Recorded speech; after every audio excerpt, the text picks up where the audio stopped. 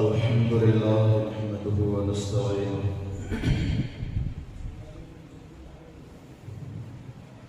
والصلاة والسلام على سيد الأنبياء والمرسلين وعلى آله وأصحابه أجمعين. قال رسول الله صلى الله عليه وسلم: أنا دعوة إبراهيم وبشارة عيسى ورؤيا أمي التي رأت حين وزعتني، وقد خرج نور أضاء لها منه بصور الشام، أو كما قال رسول الله صلى الله عليه وسلم. پیغمبر صلی اللہ علیہ وسلم نے اپنی زبان نبوت سے ارشاد فرمایا کہ میں ابراہیم علیہ السلام کی دعا ہوں اور میں حضرت عیسیٰ علیہ السلام کی خوشخبری ہوں. یہاں تک آپ کے سامنے گفتگو آ چکی تھی. آگے اللہ کے نبی صلی اللہ علیہ وسلم نے فرمایا: وَرُؤْيَا أُمِّيَ الَّتِي رَأَتْ حِينَ وَزَعَتْنِي، میں اپنی ماں کا وہ خواب ہوں جو خواب میری ماں نے اس وقت دیکھا جس وقت انہوں نے مجھے جنا. وہ خواب ہوں میں. کیا خواب دیکھا تھا ماں نے؟ نبی خود فرماتے ہیں: قد خرج نور اضاء لها منه بصور الشام، کہ میری ماں سے ایسا نور نکلا جس نور سے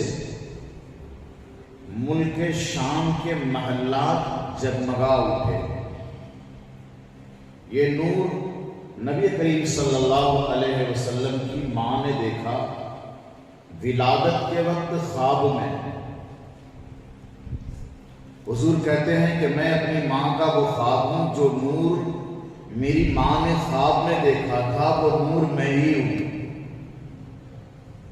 اور میری ماں نے دیکھا کہ میرے سے، یعنی میری ماں کے جسم سے ایک نور نکلا. اس نور کی روشنی سے ملک شام کی بلڈنگیں، وہاں کے محلات جگمگا اٹھے. اور دوسری روایت میں حضور پاک صلی اللہ علیہ وسلم کی والدہ ماجدہ خود فرماتی ہے کہ ولادت کے وقت، یعنی رسول اللہ صلی اللہ علیہ وسلم کی پیدائش کے وقت میں نے ایک نور دیکھا. اس نور کی روشنی میں ملک شام کے محلات روشن ہو گئے اور ملک شام کے بازار مجھے نظر آئے. وہاں چرنے والے اونٹوں کی گردنیں بھی مجھے نظر آ گئی. حضور فرماتے ہیں کہ میں وہ نور ہوں جو میری ماں نے مجھے خواب میں دیکھا. ایک عورت ہے، ان کا نام بھی فاطمہ ہے. عثمان بن عمرو بن عاص رضی اللہ تعالی عنہ کی ماں ہے وہ، فاطمہ بنت عبداللہ. وہ فرماتی ہیں کہ جس وقت حضور صلی اللہ علیہ وسلم کی پیدائش ہو رہی تھی، میں حضرت آمنہ کے پاس موجود تھی. میں نے دیکھا کہ حضور کے پیدائش کے وقت آمنہ کا گھر نور سے بھر گیا. جو نور باہر آ رہا ہے، اس نور کے اس عالم میں آنے کے وقت جو عجائبات پیدا ہوئے، جو عجائبات کا ظہور ہوا، کیا کیا ہوا دنیا میں. آج مختصر طور پر یہ بات آپ کے سامنے آ رہی ہے کہ جب میرے نبی صلی اللہ علیہ وسلم پیدا ہوئے تو دنیا میں کیا تہلکہ مچا، دنیا میں کیا کیا عجائبات پیش آئے، یعنی کیا کیا عجیب باتیں پیش آئی دنیا میں. میرے نبی کی پیدائش کے وقت کیا کیا واقعات پیدا ہو گئے. پیغمبر صلی اللہ علیہ وسلم کی پیدائش کے وقت جو حالات پیدا ہوئے وہ ہونا ہی تھا، اس لیے کہ رب تعالی شانہ نے سالوں کے بعد ایک ایسے نبی کو پیدا کرنے کا ارادہ فرمایا ہے جو آخری نبی ہے، جس کا سب سے پہلے نبی بنایا جانا رب تعالی شانہ کی مشیت میں ظاہر ہو چکا تھا. اب آخری نبی بنا کر اللہ اس کو پیدا فرما رہا ہے.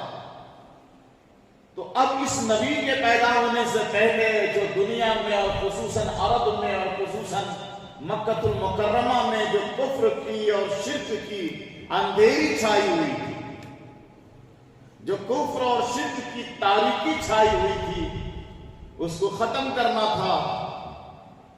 اسی لیے اللہ رب العالمین نے حضور کی پیدائش کے وقت یہ عجیب عجیب چیزیں دکھائیں، عجیب عجیب واقعات رونما کی اللہ رب العالمین نے.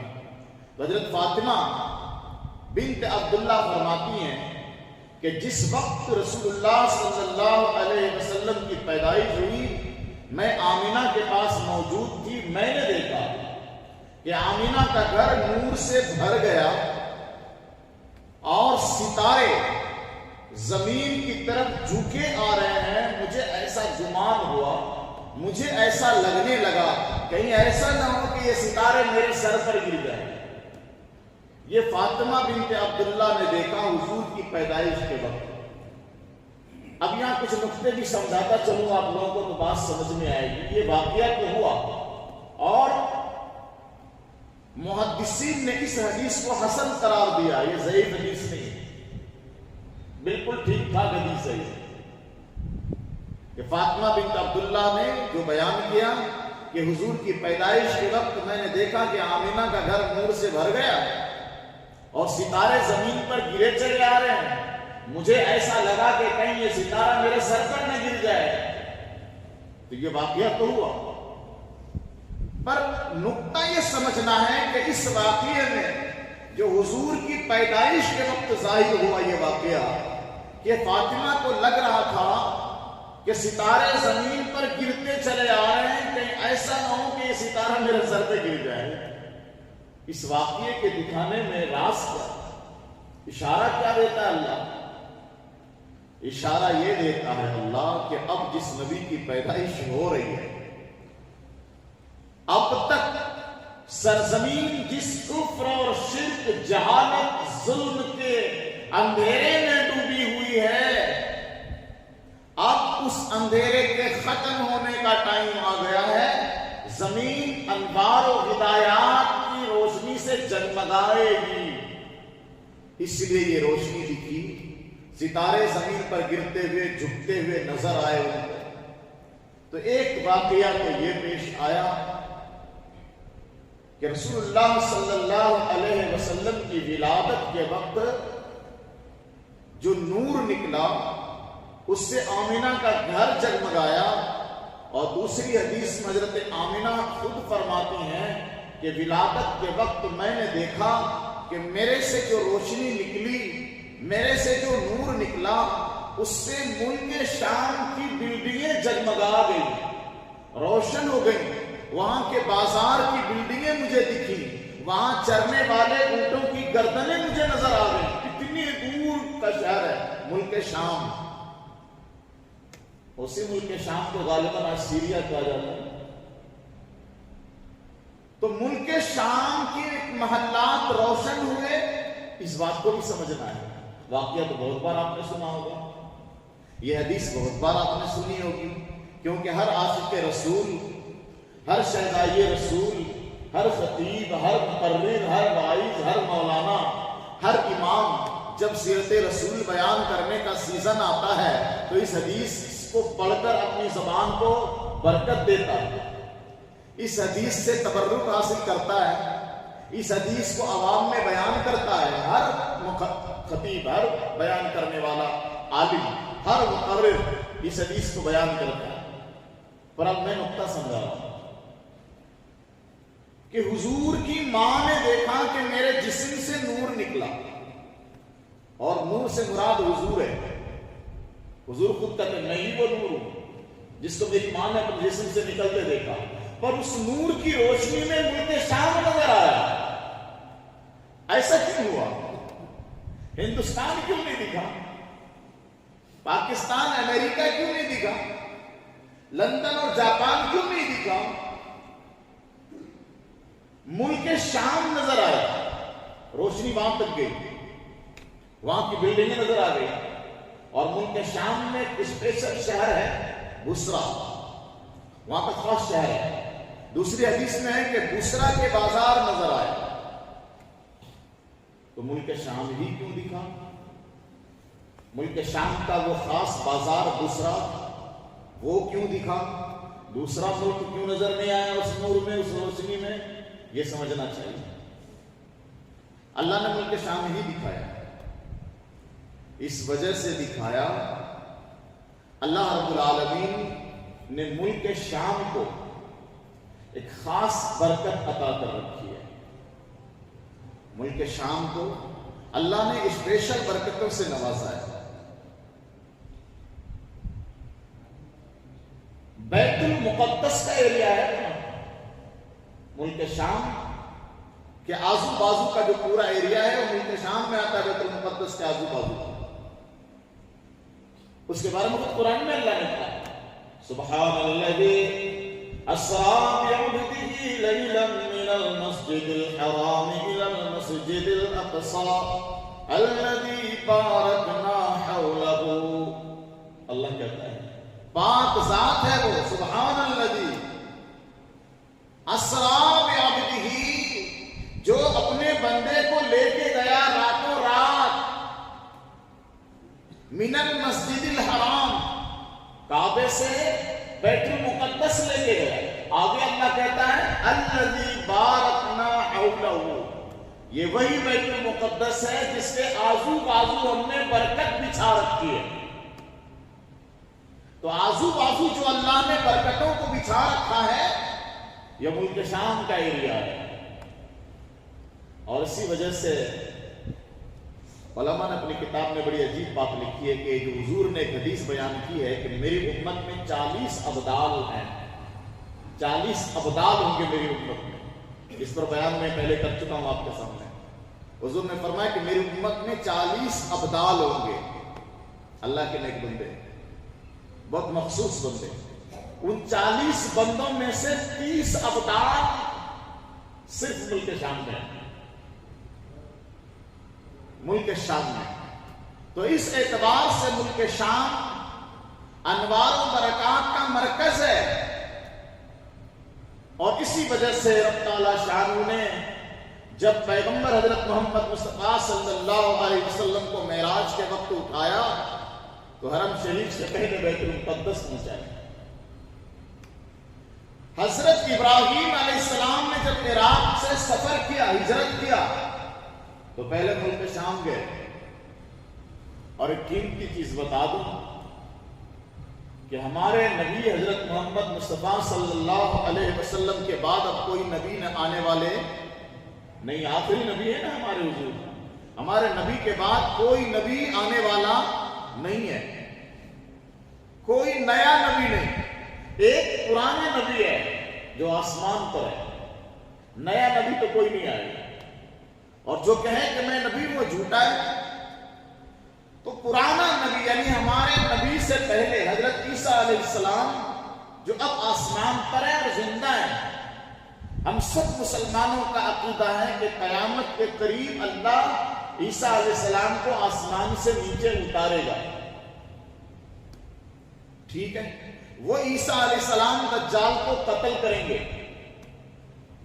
صلیب کو توڑیں گے، خنزیر کو قتل کرائیں گے۔ قیامت کے بالکل قریب آخری زمانے میں عیسیٰ علیہ السلام اتریں گے۔ تو آپ نے سنا ہوگا، اور اس پر پہلے تقریریں بھی بہت ادبی ہو رہی ہیں کہ کچھ نے پاکستان میں، کچھ نے پنجاب میں، کچھ نے ہندوستان کے دوسرے علاقے میں دعویٰ کیا کہ وہ جو عیسیٰ علیہ السلام آنے والے ہیں نا آسمان سے، میں ہی ہوں، آ گیا میں ہی عیسیٰ ہوں۔ اچھا، پگلوں کی بھی کمی نہیں ہے دنیا میں، کمی نہیں ہے۔ بولتے ہیں نا پاگلوں کی کمی نہیں، غالب میں ڈھونڈو ہزار ملیں گے۔ ایسا کوئی بدبخت بدنصیب چھٹ کھوپڑی دعویٰ کرتا ہے کہ میں ہی عیسیٰ ہوں، وہ کہتا ہے، اور پھر اس کے ماننے والے ہزاروں ہو جاتے ہیں، ان کے فالوور لاکھوں کی تعداد میں ہو جاتے ہیں۔ وہ اچھے اچھے پڑھے لکھے اس کے دام میں، اس کے جال میں پھنس جاتے ہیں، اچھے اچھے دیندار ان کے شکار بنتے ہیں، اور پھر وہ تبلیغ بھی کرتے ہیں۔ عیسیٰ علیہ السلام آ چکے ہیں، اور میں نے اس سے پہلے بیان کیا نا، ایک آدمی شکیل بن حنیف، وہ مہاراشٹر میں غالباً اورنگ آباد میں اپنا ایک کوارٹر بنا رکھا ہے، اور وہ تھوڑے پڑھے لکھے نمازی لوگوں کو پکڑ پکڑ کے اپنی تبلیغ کرواتا ہے کہ میں عیسیٰ ہوں۔ تو یہ جو عیسیٰ علیہ السلام کو آنا ہے وہ کہاں آئیں گے؟ ان کے آنے کی جگہ بھی ملک شام طے کی گئی ہے، دوسری جگہ نہیں آنے والے۔ ملک شام میں دمشق کی جامع مسجد کے مشرقی منارے پر ان کا نزول ہوگا، اس کے لیے بھی اللہ نے ملک شام کو منتخب کیا، ملک شام کو چنا، اس لیے کہ ملک شام کو اللہ نے برکتوں کے لیے چن لیا ہے، اور قرآن میں اعلان کر دیا الذی بارکنا حولہ لنریہ من آیاتنا، ہم نے بیت المقدس کے ارد گرد برکتیں بچھا رکھی ہیں، اسی لیے اللہ نے ملک شام کو روشن اور منور دکھایا۔ دوسرا نقطہ علماء یہ فرماتے ہیں کہ ملک شام ایک ایسا ملک تھا جو سب سے پہلے فتح ہونے والا تھا مسلمانوں کے ہاتھ، اور ملک شام میں جو اسپیشل شہر ہے بصرہ، جس کا میں نے نام لیا، ملک شام نبی کی زندگی میں ہی فتح ہو گیا، اور ملک شام میں وہ شہر بصرہ سب سے پہلے فتح ہوا۔ تو اللہ رب العالمین نے روشنی میں پہلے اس ملک کو دکھایا، اور اس ملک کے اس شہر کو اسپیشلی دکھایا، یہ بتانے کے لیے کہ یہ ملک اور ملک کا یہ شہر سب سے پہلے اسلام کے دامن میں آنے والا ہے۔ وہ جو نور نکلا تھا، جو روشنی نکلی تھی، وہ ڈائریکٹ صرف ملک شام نہیں گئی تھی، بلکہ مکہ المکرمہ سے جو اجالا نکلا، مکہ کو جگمگاتے ہوئے نکلا، حضرت آمنہ کے جسم سے جو روشنی نکلی وہ مکہ کو جگمگاتی ہوئی نکلی۔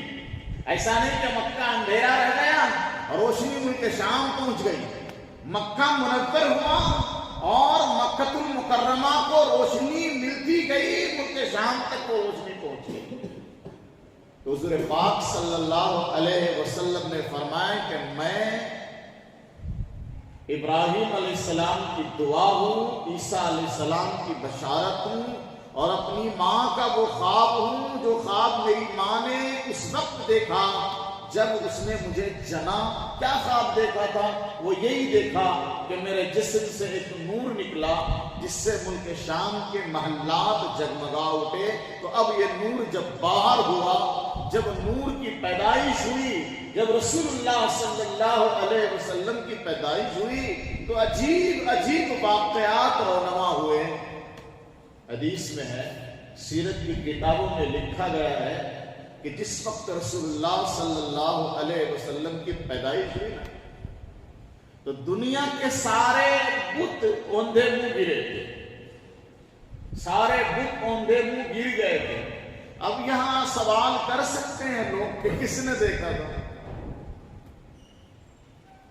اگر کسی نے نہیں دیکھا تھا تو اللہ سب کو دکھاتا بھی نہیں ہے نا، یہ عجائبات، یہ کرشمے اللہ سب کو دکھاتا بھی نہیں ہے، اور سب کا دیکھنا ضروری بھی نہیں ہے، لیکن جس نے بھی دیکھا ہے تاریخ نے نوٹ کر لیا۔ ورقہ بن نوفل بہت مشہور نام ہے، بہت بڑا کتابی نام ہے، بہت بڑا علمی نام ہے. اور بھی ہے زید بن عبداللہ بن نفیل، عبداللہ بن جہش. اس وقت جب عبداللہ بن جہش وغیرہ مسلمان نہیں ہوئے تھے، اس وقت ان کے بارے میں لکھا ہے کہ یہ لوگ جو ہے رات میں، دن میں اسپیشل ٹائم انہوں نے بنا رکھا تھا بت خانے میں جانے کا. بت کے پاس یہ لوگ جایا کرتے تھے. جس دن جس وقت رسول اللہ صلی اللہ علیہ وسلم کی پیدائش ہوئی ہے، اس وقت یہ تینوں بت کے پاس گئے، کعبے کے اندر بت کے پاس گئے تو دیکھا کہ بت جو ہے سارے تو اوندے پڑے ہوئے ہیں، گرے پڑے ہیں. بڑا خراب لگا. ویسے بھی کیا بولتے ہیں اس کو، معبود ہی بولیں گے عربی میں تو اچھا رہے گا. ان کے معبود تھے، اپنا والا بول دیں گے تو گڑبڑ ہو جائے گا. معبود کا گرنا بدشگونی سمجھا جاتا ہے، برا شگون لے کے، ارے ہمارا تو معبود ہی پڑا ہوا ہے، کیسے گر گیا تو برا شگون لیتے ہیں، کچھ گڑبڑ ہونے والا یا ہو گیا ہے تو خراب لگا. تو تینوں نے جو بڑا بڑا بت تھا اس کو اٹھا کے سنبھال کے رکھا. جیسے سنبھال کے کھڑا کیا پھر گرا نیچے، ارے پھر گرا، پھر سنبھال کے اٹھایا، کھڑا کیا اپنے بت کو. یہ بھی عجیب بات ہے کہ بت کو پجاری سنبھال رہا ہے.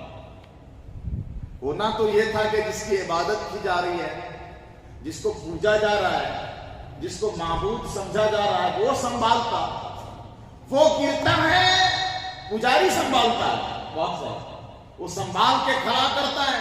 3 بار گرا تو چوتھی بار انہوں نے عربی میں شعر پڑھنا شروع کیا، اور اس عربی شعر میں انہوں نے پوچھا ہے بتوں سے، کیا بات ہے، کیا بات ہے، آپ گر رہے ہو، وہ بار بار گر رہے ہو، ایک بار میں سنبھالنے کے بعد بھی گر رہے ہو، وجہ کیا ہے؟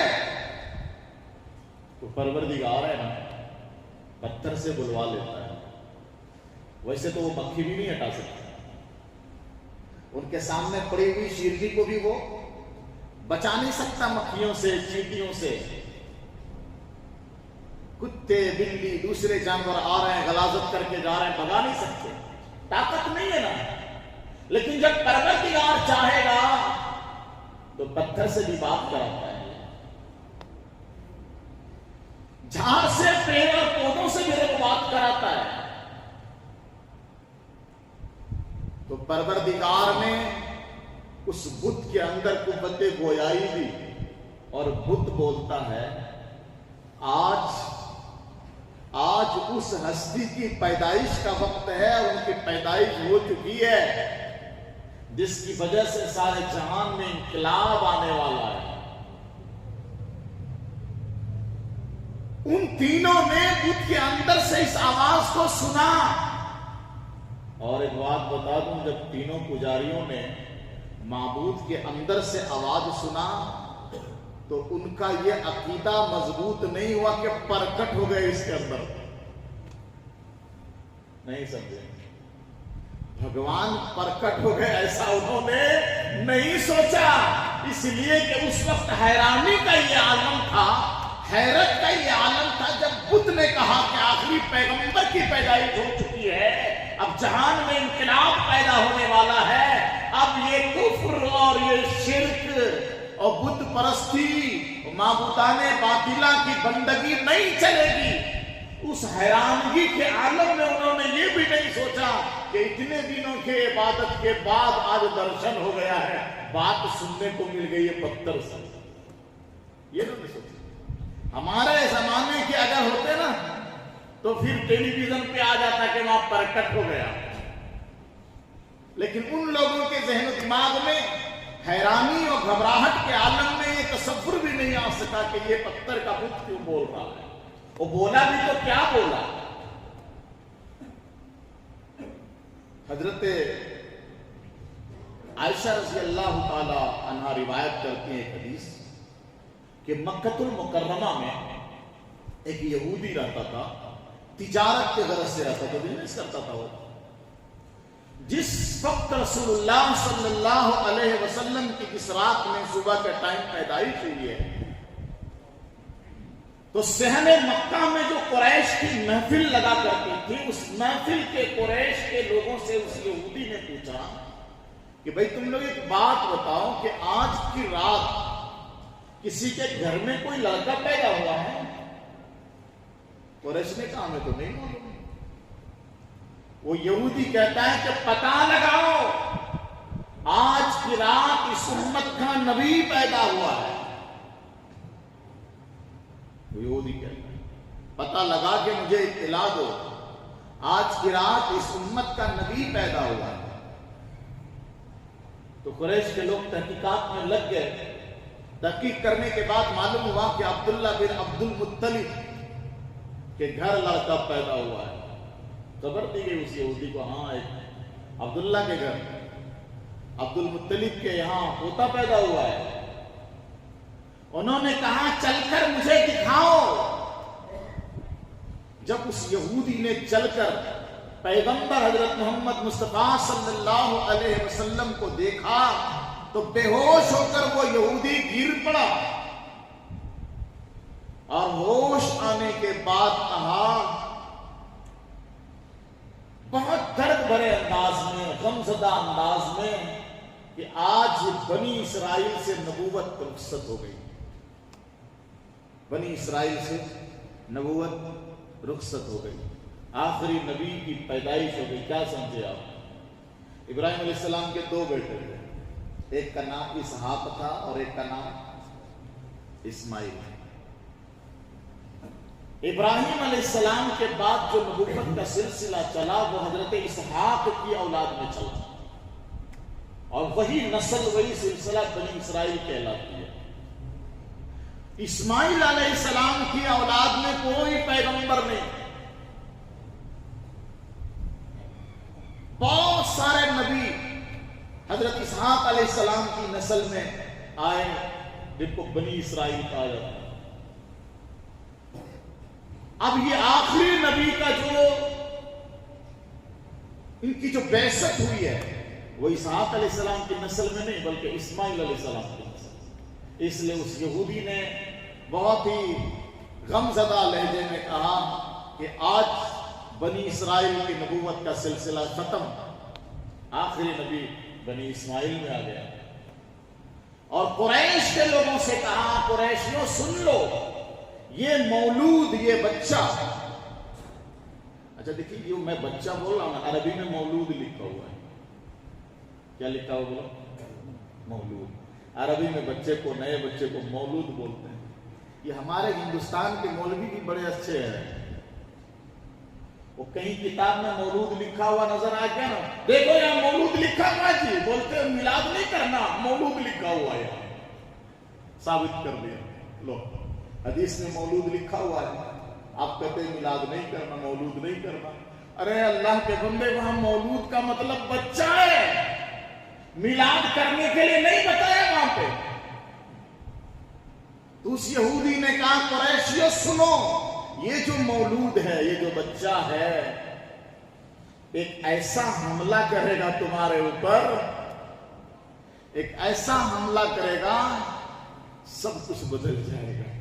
یہ بچہ، اس حملے سے مراد مکۃ المکرمہ کی فتح ہے کہ اب جو یہ حرکتیں کر رکھے ہو خانہ کعبہ کے اندر، جو سینکڑوں بت تم نے رکھا ہے، انقلاب آئے گا، یہ بچہ سب کچھ بدل دے گا اور تمہارے اوپر ایسا حملہ کرے گا کہ جس کو تم برداشت نہیں کر پاؤ گے، مکہ فتح ہو گئے۔ تو یہ بھی بڑا عجیب واقعہ رونما ہوا، یہودی والا واقعہ، جس کو حضرت عائشہ رضی اللہ تعالیٰ عنہ روایت کرتی ہیں۔ یہ حدیث بھی حسن ہے، ضعیف حدیث ہے اور بہت مشہور حدیث۔ سیرت کے تمام کتابوں میں، سیرت کے تمام مصنفوں نے لکھا ہے کہ جس وقت رسول اللہ صلی اللہ علیہ وسلم پیدا ہوئے تو ملک فارس کا جو بادشاہ تھا، فارس بولے تو اب شاید وہ ایران ہے، فارس کے بادشاہ کا جو محل تھا، ملک فارس میں زلزلہ آیا اور اس زلزلہ کی وجہ سے ملک فارس کے بادشاہ کا محل گر گیا، ٹوٹ گیا، پورا محل چکنا چور ہو گیا۔ یہاں بھی ایک سوال پیدا ہوتا ہے، حضور پیدا ہوئے مکہ میں، کہاں پیدا ہوئے بولو؟ یاد ہے کہ نہیں؟ کہاں پیدا ہوئے؟ مکہ میں۔ زلزلہ کہاں رہا ہے؟ ایران میں۔ غضب بات ہے، پیدا ہو رہے مکہ میں، روشنی ملک شام جا رہی ہے، پیدا ہو رہے مکہ میں، زلزلہ فارس میں آ رہا ہے، راز کیا اس کے اندر؟ اور یہ صحیح واقعہ ہے، سیرت کی سبھی کتابوں میں، حدیث کی کتابوں میں یہ واقعہ لکھا ہے کہ جس وقت نبی پیدا ہوئے فارس کے بادشاہ کا محل گر گیا اور 1000 سال سے وہاں آگ جلتی تھی، کبھی بجھی نہیں تھی، اس آگ کی پوجا ہوتی تھی، وہاں مجوسی لوگ اس وقت رہتے تھے، مجوسی کہتے ہیں آگ کی پوجا کرنے والے تھے، تو آگ کی پوجا 1000 سال سے ہوتی تھی، وہ جو آگ جلائی گئی تھی کبھی بجھی نہیں تھی۔ یہ ہمارے بھی کچھ نادان مسلمان ہیں جو اپنی دکانوں میں، اپنے گھروں میں، اپنے کارخانوں میں آگ جلا کے رکھتے ہیں، دیکھا آپ نے؟ چراغ جلا کے رکھتے ہیں، اس کو بجھنے نہیں دیتے ہیں، وہ چراغ کنٹینیو جلتا رہتا ہے۔ واہ صاحب، اس کا سلسلہ کہاں سے بھائی؟ کون سی حدیث سے لایا؟ کون سی آیت سے لایا؟ نبی کے کس فرمان سے لایا؟ نبی کی کس سنت سے لایا؟ کس ولی کی ہدایت پر چلایا؟ کچھ نہیں، بس یہ ہے کہ کسی سجادہ نشین، کسی درگاہ کے بابا سے یہ رسم ملی ہے، دکانوں میں چراغ جلا رہے ہیں، اس کو برکت کی چیز سمجھ رہے ہیں کہ جب تک یہ چراغ جلتا رہے گا، کسٹمر آتا رہے گا، جب تک یہ چراغ جلتا رہے گا آمدنی ہوتی رہے گی، چراغ بجھ جائے گا آمدنی کا دروازہ بند ہو جائے گا، تو اس میں تیل ڈالتے رہتے ہیں، ڈالتے رہتے ہیں، تیل ڈالتے، چراغ جلاتے رہتے ہیں، اور دکان کا، فیکٹری کا، گھر کا وہ کونا کالا ہو گیا ہوتا ہے۔ غضب بات ہے، نہ قرآن کی کسی آیت سے اس کا ثبوت، نہ حدیث سے اس کا ثبوت، نہ رسول اللہ کی سنت سے، نہ صحابہ کے طریقے سے، نہ بزرگوں کے طریقے سے۔ میں یہاں تک کہہ رہا ہوں بزرگوں کے طریقے سے بھی اس کا ثبوت نہیں ملتا، کسی بھی ولی کے سلسلے سے اس کا ثبوت نہیں ملتا، تاکہ کچھ لوگ کہہ سکیں کہ صاحب آپ تو ولیوں کو نہیں مانتے نا، آپ تو بزرگوں کو نہیں مانتے نا۔ تو میں کہتا ہوں چیلنج کے ساتھ کہ کسی اللہ کے ولی کی طرف سے اس کا ثبوت نہیں ہے، پھر یہ ہے کہاں سے؟ ہمارے درگاہ کے باباؤں کی طرف سے، جس کو الف بھی نہیں آتا ہے، جس کو قرآن اور سنت کی کچھ ہوا بھی نہیں ہے، جس کو کلمہ اور نماز کے ضروری مسائل بھی معلوم نہیں ہے، ان کی طرف سے یہ تحفے میں ملا ہے، اور ہم برکت کے انتظار میں وہ جلاتے ہیں اور بجھنے نہیں دیتے ہیں۔ ایران میں مجوسی لوگوں نے آگ جلا کے رکھا تھا 1000 سال سے، آگ بجھی نہیں تھی، جب رسول اللہ پیدا ہوئے تو آگ بجھ گئی۔ ایران میں ایک نہر تھی، دریا، اس کا پانی اچانک خشک ہو گیا۔ میں بات یہ کر رہا تھا کہ سوال پیدا ہوتا ہے کہ رسول اللہ کی پیدائش کہاں ہوئی؟ بولو، زلزلہ ایران میں ہے، حضور کی پیدائش مکہ میں ہوئی، زلزلہ فارس میں کیوں آیا؟ حضور کی پیدائش مکہ میں ہوئی، فارس یعنی ایران کے بادشاہ کا محل کیوں گرا؟ اس نے کیا خطا کی تھی؟ دوسری جگہ بھی تو جرم ہو رہا تھا، دوسری جگہ بھی بتوں کی پوجا ہو رہی تھی، تو فارس کے بادشاہ کا محل کیوں گرا؟ وہاں کا آتش کدے ایران کیوں بجھ گیا؟ جواب یہ ہے کہ یہ سب اللہ کروا رہا ہے۔ کون کروا رہا ہے؟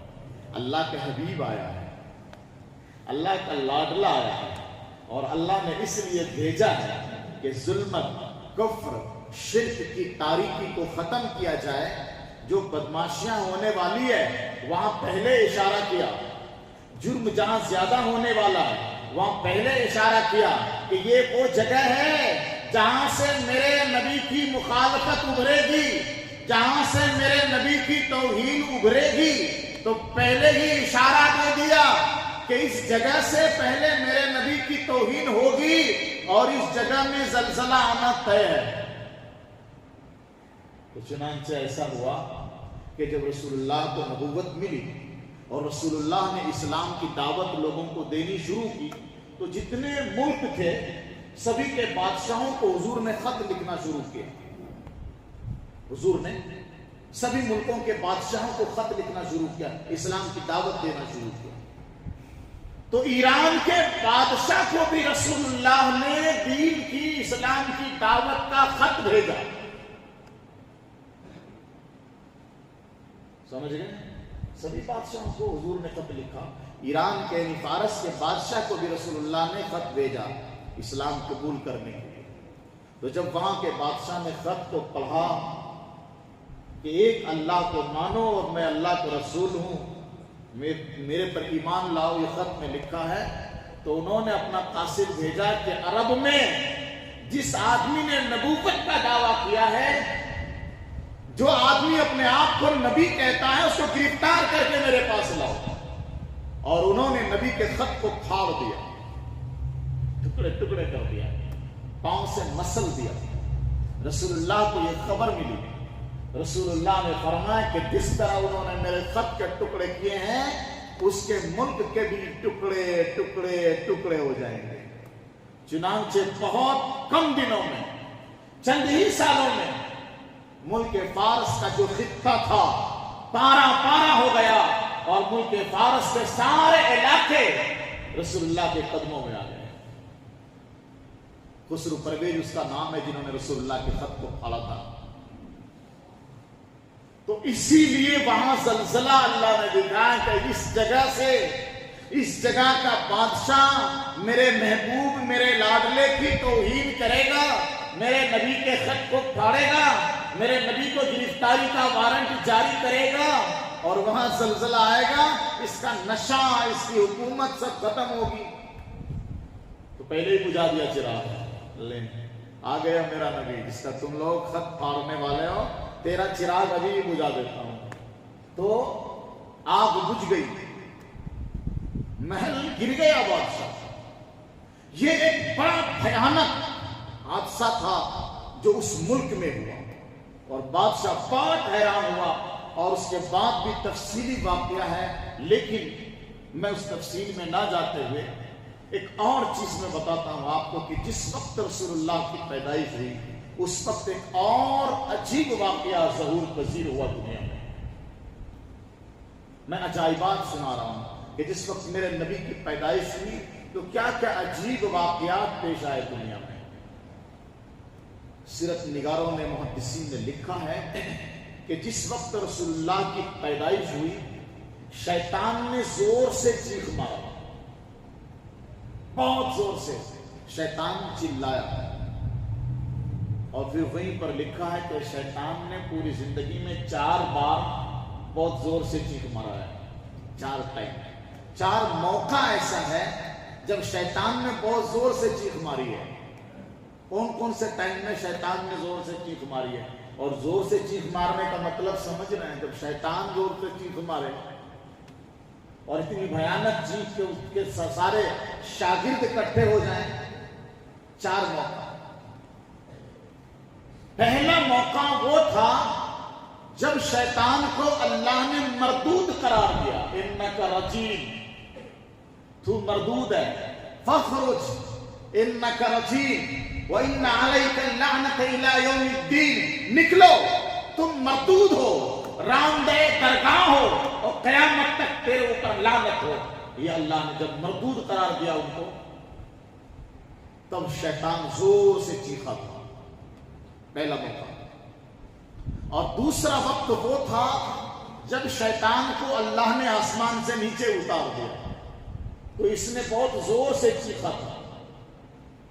چیخ ماری تھی، مطلب تکلیف کے ساتھ چیخ ماری تھی. ایسی کوئی مشین نہیں تھی جس سے آواز نکل گئی ہو، کیونکہ آسمان سے نیچے اترا تو آواز نکل گئی. زور سے تکلیف سے چیخ ماری تھی انہوں نے. کب؟ جب آسمان سے زمین پر اتارا. اور تیسرا موقع وہ تھا جب رسول اللہ کی ولادت ہوئی تھی. جب رسول پاک صلی اللہ علیہ وسلم پیدا ہوئے اس وقت شیطان نے زور سے چیخ ماری تھی. اور چوتھا موقع وہ تھا جب سورہ فاتحہ کا نزول ہوا تھا. سورہ فاتحہ نازل ہوئی تھی تو شیطان نے زور سے چیخ ماری تھی. لیکن ایک بہت بڑے علامہ ہیں، انہوں نے اپنی تفسیر میں لکھا ہے کہ قرآن کریم کی ایک آیت کریمہ ہے، جب وہ نازل ہوئی نا تو اس وقت بھی انہوں نے زور سے چیخ مارا تھا تکلیف کے ساتھ. اور اتنی تکلیف سے انہوں نے چیخ مارا تھا کہ سارے شیطان اکٹھے ہو گئے. صاحب کیا ہوا؟ آپ نے اتنی زور سے چیخ کیوں مار دی؟ سب کو جمع ہونا پڑا. تو شیطان نے اس آیت کو پڑھ کر سنایا کہ تم لوگ بے خبر ہو، یہ آیت دیکھو قرآن میں نازل ہوئی ہے اور اس آیت نے مجھے بہت تکلیف پہنچا دی ہے. کون سی آیت ہے وہ؟ پڑھ کر سنایا. وَمَن يَعْمَلْ سُوءًا أَوْ يَظْلِمْ نَفْسَهُ ثُمَّ يَسْتَغْفِرِ اللَّهَ يَجِدِ اللَّهَ غَفُورًا رَحِيمًا. بڑی پیاری آیت ہے. اللہ کہتا ہے وَمَن يَعْمَلْ سُوءًا أَوْ يَظْلِمْ نَفْسَهُ، جس نے کوئی برائی کا کام کر لیا. اللہ کہتا ہے جس کسی انسان نے کوئی برا کام کر لیا، اور یظلم نفسہ، یا گناہ کر کے انہوں نے اپنے آپ پر ظلم کر لیا. تو گناہ کرنا، برا کرنا، یہ تو اللہ کو ناراض کرنے والا کام ہے. گناہ کرنا اللہ کو ناراض کرنے والا کام ہے. یہ پھر اس کا علاج کیا ہے؟ اللہ کہتا ہے ثم یستغفر اللہ، پھر اس نے استغفار کر لیا، یجد اللہ غفورا رحیما. تو اگر انہوں نے برائی کرنے کے بعد، گناہ کرنے کے بعد اللہ سے توبہ کر لیا تو اللہ کہتا ہے کہ وہ انسان اللہ کو معاف کرنے والا پائے گا.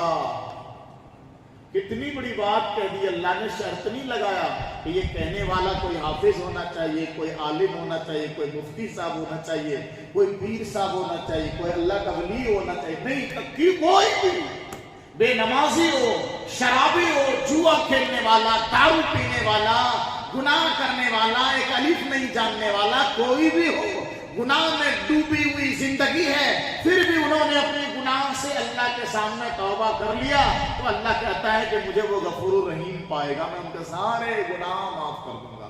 تو یہ تو شیطان کے لیے سر درد ہو گیا نا. ارے بھائی یہ کیا ہو گیا؟ زندگی بھر میں نے گناہ کروایا، برائی کروایا، اب یہ اللہ کے سامنے خالی توبہ کر لے تو اللہ کہتا ہے ہم سارے گناہ معاف کر دیں گے، تو ہماری محنت تو بیکار ہو گئی. تو چلایا، ایسی بھاری آیت اتر گئی ہے قرآن میں، زور سے چیخ مارا انہوں نے. سارے جمع ہوئے، سنا ہے کہ اسی وجہ سے میں نے چیخ ماری. اچھا پھر آپس میں ڈسکس ہو رہا ہے کہ بھائی اس کا کوئی توڑ ہے تمہارے پاس؟ کسی کے پاس اس آیت کا کوئی توڑ ہے؟ سب نے کہا نہیں ہمارے پاس تو کوئی توڑ نہیں. کہا اچھا ٹھیک ہے، تم بھی ڈھونڈو ہم بھی ڈھونڈیں گے، اس کا کوئی توڑ تلاش کرو. وہ توڑ کرتے ہیں نا، جادو کرا دیتا کوئی توڑ کراتے نہ کراتے، کوئی کچھ کرا دیتا توڑ کراتے نا. تو شیطان نے اپنے چیلوں سے کہا کہ تم لوگ بھی توڑ تلاش کرو، میں بھی توڑ تلاش کروں گا. تو سارے لوگ توڑ تلاش کرنے لگ گئے. تو بہت دنوں کے بعد شیطان نے پھر چیخ مارا. یہ جو چیخ مارا نا خوشی کے ساتھ، یہ خوشی والی چیخ تھی. جب خوشی سے چلایا نا وہ تو ان کے سارے شاگرد اکٹھے ہو گئے. کہاں آج کیوں چلائے آپ صاحب؟ تو کہا سنو، اتنے دن سے جو پریشان تھے نا ہم لوگ، جو آیت میں نے سنایا تھا اس کا توڑ تلاش کرنے کے لیے، تم لوگوں کو توڑ ملا؟ سبھی نے کہا نہیں ملا. کہا ہم نے توڑ تلاش کر لیا. کہا وہ توڑ کیا ہے؟ اس آیت کا توڑ کیا ہے؟ پہلے آیت ذہن میں رکھ لو، پھر سے بات ختم کر رہا ہوں. اللہ نے کہا کوئی آدمی کوئی برا کام کر لے، گناہ کا کام، اور پھر وہ اللہ کے سامنے توبہ کر لے تو اللہ کہتا ہے ہم اس کے گناہ کو معاف कर देंगे चाहे वो कितना भी गुनाह हो। तो भारी आयत है ना। अब इसका तोड़ क्या है? शैतान ने कहा इसका तोड़ ये है कि मैं ईमान वालों के लिए बिदअत ईजाद करूंगा। बिदअत, अब इतने कम टाइम में बिदअत समझ नहीं पाओगे, बाद में कभी समझाऊंगा मैं। बिदअत ईजाद करूंगा, मैं बिदअत ईजाद करूंगा। मतलब यह है कि मैं ऐसा काम इसको बताऊंगा जिस काम को ये बुरा समझ के करेगा ही नहीं। अरे तौबा तो जब करेगा ना, जब वो गुनाह समझ के कोई काम करेगा, इसको पता चलेगा कि ये गुनाह है, तब ना तौबा करेगा। हम ऐसा काम करवाएंगे इनसे जिसको ये गुनाह समझेगा ही नहीं, सवाब का काम समझ के करेगा, नेकी का काम समझ कर करेगा। और जब एक गलत काम को नेकी और सवाब का काम समझ कर करता रहेगा तो तौबा करने का तो सवाल ही नहीं होता है, गुनाह भी होता रहेगा, इनको तौबा की तौफीक ही नहीं मिलेगी। ये इस आयत का तोड़ है और उसको कहते हैं बिदअत। जिस गलत काम को हम सवाब का, नेकी का काम समझ कर करें, जिसका कोई सबूत कुरान हदीस में, सुन्नत में, सहाबा की जिंदगी में ना हो, उस बिदअत को जो हम करेंगे तो कभी हम उससे तौबा ही नहीं कर पाएंगे, क्योंकि हम उसको सवाब का काम समझ रहे हैं। इस बिदअत के बारे में सरकार मदीना सल्लल्लाहु अलैहि वसल्लम ने फरमाया कि अगर कोई आदमी किसी बिदअत के काम को कर रहा है तो जब तक उस बिदअत के काम को नहीं छोड़ेगा उसकी कोई इबादत कबूल होने वाली नहीं। अल्लाह ताला हम सब की हिफाजत फरमाए।